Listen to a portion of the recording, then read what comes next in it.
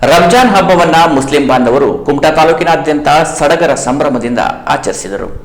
ರಂಜಾನ್ ಪವಿತ್ರ 30 ದಿನಗಳ ಉಪವಾಸ ವ್ರತದೊಂದಿಗೆ ಚಂದ್ರನ ದರ್ಶನ ಪಡೆದ ಮುಸ್ಲಿಂ ಸಮಾಜ ಬಾಂಧವರು ಸೋಮವಾರದಂದು ರಂಜಾನ್ ಹಬ್ಬವನ್ನು ಸಂಭ್ರಮ ಸಡಗರದಿಂದ ಆಚರಿಸಿದರು. ಕುಮಟಾ ಪಟ್ಟಣ ಸೇರಿದಂತೆ ತಾಲೂಕಿನ ವಿವಿಧೆಡೆಗಳಲ್ಲಿರುವ ಈದ್ಗಾಗಳಲ್ಲಿ ಪಾಲ್ಗೊಂಡ ಮುಸ್ಲಿಮರು ಅಲ್ಲಾಹ್ಗೆ ಪ್ರಾರ್ಥನೆ ಸಲ್ಲಿಸಿ ಹಬ್ಬದ ಶುಭಾಶಯ ವಿನಿಮಯ ಮಾಡಿಕೊಂಡರು.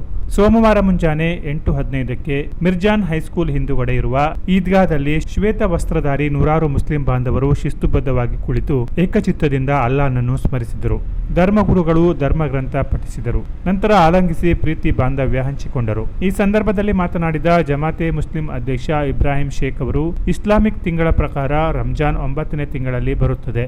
30 ದಿನಗಳವರೆಗೆ ಉಪವಾಸ ವ್ರತದೊಂದಿಗೆ ಮುಸ್ಲಿಮರು ಈದ್ ಉಲ್ ಫಿತರ್ ಆಚರಣೆಯೊಂದಿಗೆ ರಂಜಾನ್ ಕೊನೆಗೊಳ್ಳುತ್ತದೆ.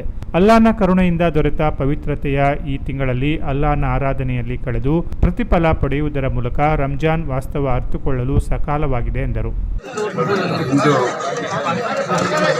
ಈದ್ ಮಿಲಾದ್ ಆಚರಣೆ ನಿಮಿತ್ತ ನಾವೆಲ್ಲ ಈದ್ಗಾ ಮೈದಾನದಲ್ಲಿ ಸೇರಿದ್ದೇವೆ. 1 ತಿಂಗಳ ಉಪವಾಸ ನಂತರ ಈ ನಮ್ಮ ಹಬ್ಬವೊಂದು ಆಚರಿಸಲಾಗುತ್ತದೆ.